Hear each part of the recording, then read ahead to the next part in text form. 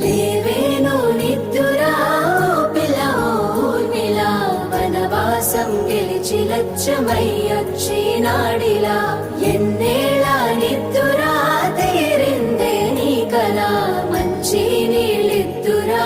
ఎదురుండే నీ దొరా ఎదురు సూపులకు ఎర్రగైనవి కళ్ళు ఎదవారాలకు బక్కాగైనది ఒళ్ళు